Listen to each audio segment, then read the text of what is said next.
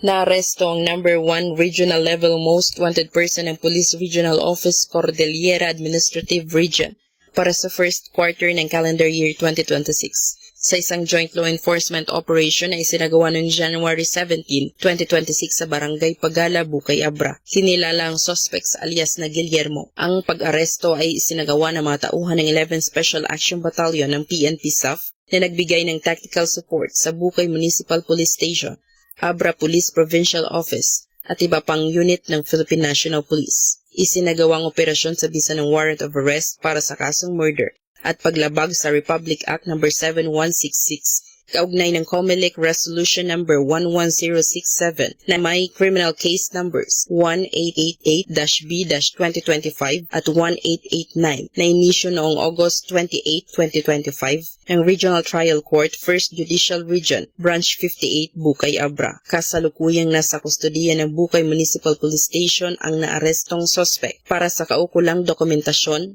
at tamang disposisyon. At mula dito sa headquarters sa Fort Santo Domingo, Santa Rosa City, Laguna, ang tahanan ng inyong tagaligtas. Ako ang inyong PNN correspondent, Patrolwoman Cherilyn Kalumpita, alagad ng batas, tagataguyod ng Balitang Pulis.